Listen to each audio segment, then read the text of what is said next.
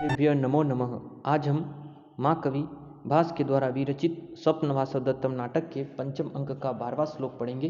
प्रस्तुत श्लोक में महाराज दर्शक का कंचुकी राजा उदयन से शत्रु आरुणि पर की गई आक्रमण की तैयारी के संदर्भ में बतलाकर कहता है कि महाराज दर्शक ने आपके लिए संदेश भेजा है कि आपका मंत्री रुमणवान बड़ी सेना समूह के साथ आरुणि को मारने के लिए आ गए हैं और हमारी जो विजय सेनाएं हाथी घोड़ा रथ और पैदल आदि से भी तैयार है, आप भी उठिए। इस तरह से कंचुकी महाराज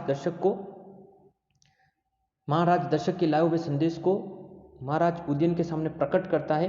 तो उसके पश्चात कंचुकी महाराज उदयन में वीर रस का संचार को करते हुए क्या कह रहा है, उसी का उल्लेख उक्त श्लोक में किया गया है। मैं श्लोक का वाचन करता हूँ, तत्पश्चात हम इसके अर्थ को देखेंगे। परीक्षा उपयोगी पूछा भी जाता है। क्या कह रहे हैं महाराज उदयन को कंचुकी क्या कह रहा है? भिन्ना तेरिपव भवद गुणरता पौरा शमाश्विता पाषणीय अपि भवत परणाय समय तस्या विधानं कृतम् यत यत साध्यम अरिप्रमाथ जननम तत् तत् मया अनुष्ठितम् त्रीणाच अपि बले नदी त्रिपथगा वत्साच हस्ते त्वः। सादुल विकृत छंद में निबद्ध श्लोक है। क्या कह रहे माँ कवि भास क भिन्ना ते रिपवो भवद गुणरता पौरा शमाश्विता पाषणीय अपि भवद परणाय समय तस्या विधानं कृतम् यत यत साध्यम अरिप्रमाथ जननम तत् तत् मया अनुष्ठितम् त्रीणाच अपि बले नदी त्रिपथगा वत्साच हस्ते त्वः। उक्त श्लोक का अन्वय इस तरह से होगा। क्या कह रहा कंचुकी? ते रिपव भिन्नाः भवद गुणरताः पौराः शम आश्विताः भवद प्रणाय समय या पाषणी तस्या अपि विधानं कृतम् अरि प्रमार्थ जननम यत यत साध्यम तत् तत् मया अनुष्ठितम् अपि च बलेह त्रिपथगा त्रिणा वत्साः च तव हस्ते स्थिता संतति शेषः। क्या कह रहा कंचुकी? ते रिपव यानी रिपु यानी शत्रुगण, यानी आपके जो सभी शत्रुगण है वे भिन्ना यानी छिन्न भिन्न कर दिए गए। यानी कहने का तात्पर्य कि उनमें फूट डालकर उन सबको अलग थलग कर दिया गया। कंचुकी कह रहा कि ते रिपव भिन्ना यानी ते रिपव का अर्थ शत्रु, यानी आपके जो भी शत्रुगण है भिन्ना यानी वे सभी छिन्न भिन्न कर दिए गए, उनमें फूट डालो की नीति अपना ली गई है। और भवद गुण रताह और आपके जो भी गुण अनुरागी है, आपके प्रति अनुराग रखने वाले जो भी स्नेही जन है, पौराह यानी पूर्ववासी जन जो भी है वे शम आश्विता यानी वे सभी आश्वित कर दिए गए हैं, यानी उन सबको संतुष्ट कर लिया गया, आश्वस्त कर लिया गया है। और भवद प्रणय समय और आपके प्रणय के समय यानी आपके प्रस्थान के समय, यानी आपके युद्ध के प्रस्थान के समय, यानी जो भी पाषणी यानी पीछे चलने वाली, आपके पीछे रहने वाली जो भी रक्षक सेना है, तस्या यानी उसकी, अपि यानी भी, विधानम यानी उसका भी विधान, उसकी भी रचना, कृतम यानी कर ली गई है। और अरिप्रमाथ जननम और अरि का अर्थ शत्रु, यानी अरिप्रमाथ जननम यानी शत्रु का संहार करने के लिए यत यत यानी जो जो साध्य यानी करने योग्य कार्य है, तत् तत् सर्वम यानी वे सब मया यानी मगधरा दर्शक ने अनुष्ठितम यानी कर लिए गए हैं। और क्या कह रहे हैं? अपिच और भी बले यानी बले का तात्पर्य बल का समूह यानी सेना के संदर्भ में, बले यानी सेनाएं, त्रिपथगा का अर्थ है त्रि का अर्थ है तीन, पथ यानी तीन स्थानों से निकली हुई है ना, तीन स्थानों पर बहने वाली।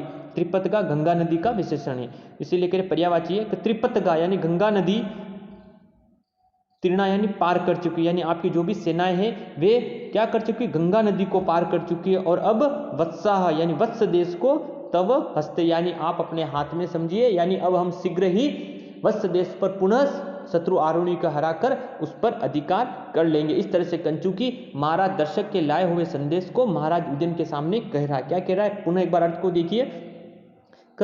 ते रिपव भिन्ना, यानी आपके जो भी रिपव यानी जो शत्रु है वे भिन्न कर दिए गए, छिन्न भिन्न कर दिए गए। और भवद गुण रताह पौराह क्षमा आश्रिता, और आपके सभी गुण अनुरागी जो नागरिक जन है वे सभी क्या कर लिए, आश्वस्त कर लिए गए, संतुष्ट कर लिए गए। और भवद प्रणाय समय या पाषणी तस्या, और आपके प्रस्थान के समय, प्रणाय के समय, पाषणी यानी पीछे चलने वाली जो भी रक्षक सेना है, तस्यापि विधानम कृतम, उसका भी रक्षक सेना का भी क्या होगा, विधान कर लिया गया है, प्रबंध हो चुका है। और अरिप्रमार्थ जननम, और शत्रु के संहार के लिए और जो भी करने योग्य कार्य हैं, यत यत साध्यम करने योग्य कार्य तत् तत् मया अनुष्ठितम, वे सभी हमारे द्वारा कर लिए गए। और अपि च बलेह त्रिपित गा तृणा, और यहाँ तक कि सेनाएं भी बल करते सेना यानी सेना भी त्रिपतगा यानी गंगा नदी को तृणा यानी पार कर चुकी है। अब वत्सा च तवैव हस्ते स्थिता संतति शेषः, अब आप वत्स देश को क्या करें, अपने हाथ में समझें। इस तरह से महाराज दर्शक का कंचुकी शत्रु के संहार के लिए क्या क्या प्रबंध किए गए हैं, इसका वर्णन करते हुए महाराज उदयन के सामने अपनी बात को प्रकट करता है। पुनः एक बार इसका वाचन करते हैं और एक बार इसके अर्थ को पुनः देखेंगे। परीक्षा उपयोगी श्लोक है, पूछा भी जाता है, इसीलिए आप ध्यान से इसको देखिए। उक्त श्लोक में जो त्रिपतगा शब्द है, यहाँ पर गंगा की जो 3 धाराएं कहाँ का, आकाश, पृथ्वी और पाताल लोक में बहती थी, इसी कारण से गंगा को त्रिपतगा कहा गया है। और भरत मुनि के नाट्य शास्त्र के अनुसार रंगमंच पर युद्ध आदि क्रियाओं का प्रदर्शन वर्जित है, इसीलिए नाटककार ने युद्ध वृत्तांत कंचुकी के द्वारा कहलाया गया है। और इस तरह से हमें मालूम पड़ेगा कि पंचम अंक का जो अगला वाला जो श्लोक अंतिम श्लोक है, इसके पश्चात पंचम अंक समाप्त हो जाएगा और षष्ठ अंक शुरू होगा। तो इस पंचम अंक की समाप्ति के पश्चात यह निर्देश दिया गया है कि महाराज उदयन ने अपने खोए हुए राज्य को शत्रु आरुणी से पुनः प्राप्त कर लिया गया है। एक बार पुनः श्लोक का वाचन करते हैं और अर्थ को देखते हैं।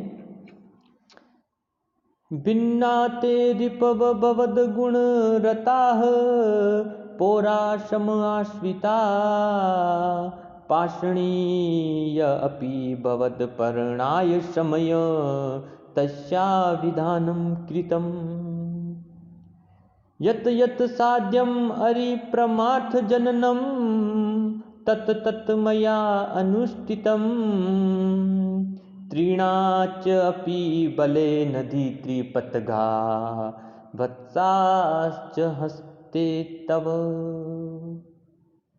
क्या कह रहा है कंचुकी, ते रिपव यानी आपके जो भी शत्रुगण है ना, भिन्ना है यानी छिन्न भिन्न कर दिए गए, उनको अलग थलग कर दिया गया, फुट डालो की नीति अपनाई गई है। और भवद गुण रताह पौराह, और आपके सभी गुण अनुरागी है, आपके जो भी जन के निवासी है गुण अनुरागी, वे पौरा समाश्रिता, उन सभी को क्या कर लिया गया है, संतुष्ट कर लिया गया। और भवद प्रणाय समय, और आपके प्रस्थान के समय या पाषणी तस्या, पीछे पीछे चलने वाली जो भी रक्षक सेना है उसका भी अपि विधानम कृतम, उसका भी प्रबंध हो चुका है। और अरिप्रमार्थ जननम, और शत्रु के संहार के लिए, शत्रु के वध के लिए यत यत साध्यम यानी जो जो भी कार्य करने योग्य है तत् तत् मया अनुष्ठितम, वो सभी हमारे द्वारा कर लिए गए हैं। और अपिच बले, और बले यानी जो भी रक्षक सेना है उसके संदर्भ में अपिच बले, और जो भी यहाँ तक की जो सेनाएं हैं वे त्रिपतगा तीर्णा यानी वे गंगा नदी को, तीर्णा यानी गंगा नदी को क्या कर चुकी है, पार कर चुकी है। तीर्णा करते पार करना है। और अब क्या करें, च तवैव हस्ते स्थित संतति शेष, अब आप क्या करें, वत्स देश को अपने हाथ में ही समझिए, अब आप बहुत शीघ्र ही वत्स देश पर हम अधिकार कर लेंगे। इस तरह से कंचुकी महाराज दर्शक की लाई हुई संदेश को महाराज उदयन के सामने प्रकट करता है।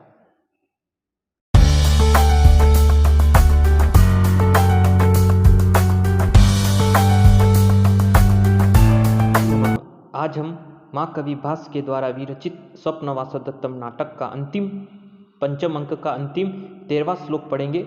प्रस्तुत श्लोक में जब महाराज दर्शक का कंचुकी महाराज उदयन के सामने आकर यह बात प्रकट करता है कि महाराज दर्शक की सेना और आपका सेनापति रोमणवान शत्रु आरुणी से युद्ध करने के लिए तैयार है और किस तरह से युद्ध की जो वीर रचना है वह तैयार कर ली गई है, तब महाराज उदयन में वीर रस का संचार हो जाता है। और महाराज उदयन इस श्लोक के अंतर्गत अपनी वीर रस की संचारिता को उल्लेखित कर बताते हैं कि किस तरह से मैं आरुणी को युद्ध भूमि में उसको हराकर उसको मार डालूंगा, उसी का उल्लेख महाकवि भास ने उक्त श्लोक में किया गया है।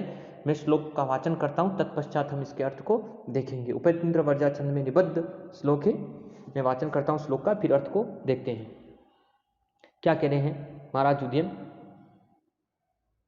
उपेत्य नागेन्द्र तुरंग तृणे तम आरुणिम दारुण क्रम दक्षम विकर्ण बाणो उग्र तरंग भंगे महार्णवाबे युधि नाशयामि। क्या कह रहे हैं महाराज उदयन? उपेत्य नागेन्द्र तुरंग तीर्णे तम आरुणिम दारुण कर्म दक्षम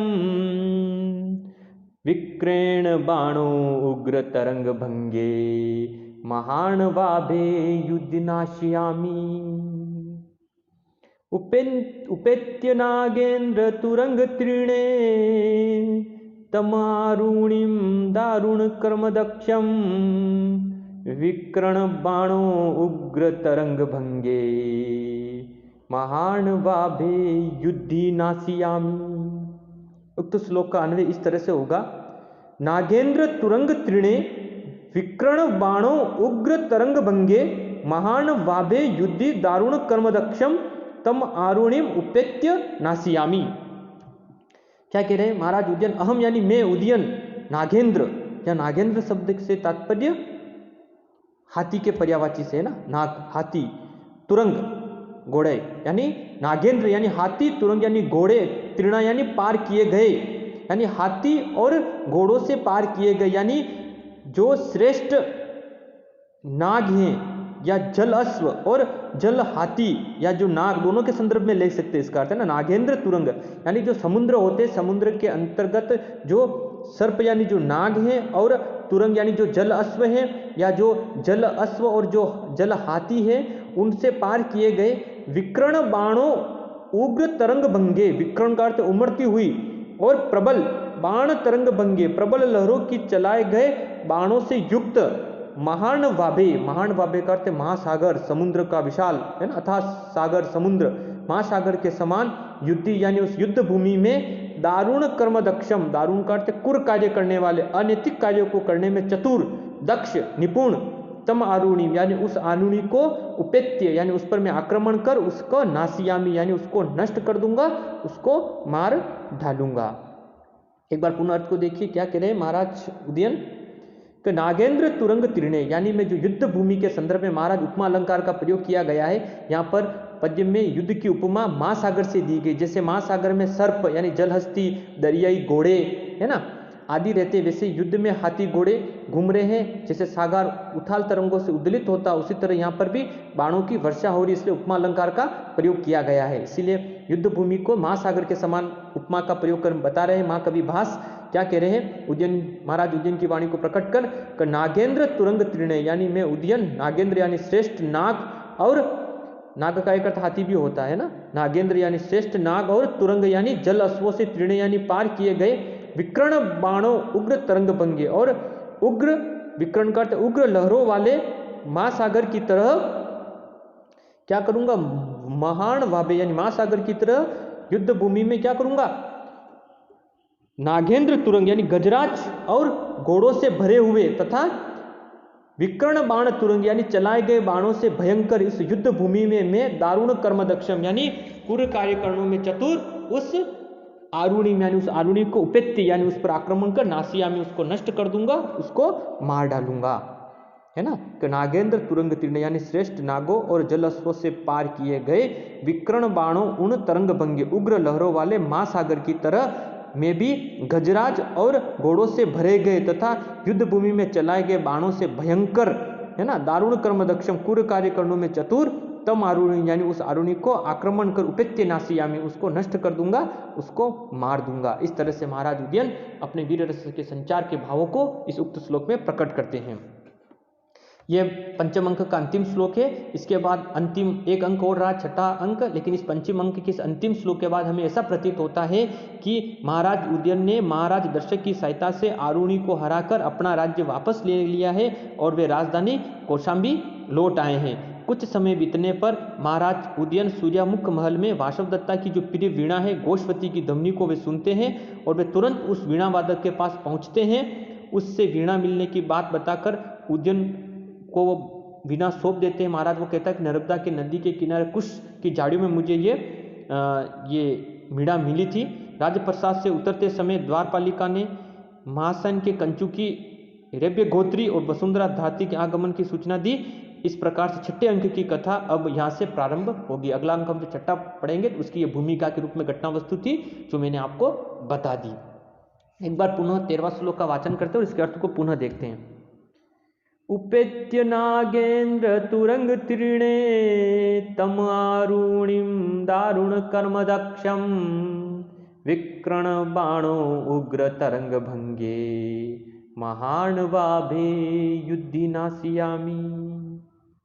नागेंद्र तुरंग तीर्णों यानी नागेंद्र यानी श्रेष्ठ नागों सर्पों और तुरंग तीर्णों यानी जल अस्पों से पार किए गए विकर्ण बाणों उग्र तरंग भंगे उग्र लहरों वाले महासागर की तरह यानी महान भावे महासागर की तरह। और उपमा दे के युद्ध भूमि में बता रहा है कि जिस प्रकार से गजराज और घोड़ों से भरे हुए तथा चलाए गए बाणों से भयंकर और युद्धि दारुण कर्मदक्षम और युद्ध में दारुण कर्म कुर कार्य करने में चतुर तम यानी उस आरुणिम को उपेत्य यानी उस आरुणि पर आक्रमण कर मैं उसे नासिया में उसको नष्ट कर दूंगा, उसको मैं मार डालूंगा। इस तरह से महाराज उदयन अपने वीर रस के संचार के भावों को प्रकट कर बताते हैं कि किस तरह से मैं उस शत्रु आरुणि को युद्ध भूमि में मार डालूंगा। और इस अंतिम श्लोक के पश्चात ही हमें यह मालूम पड़ जाता है कि महाराज उदयन ने शत्रु आरुणि का वध कर उसको युद्ध में पराजित कर अपने खोए हुए राज्य को पुनः प्राप्त कर लिया है।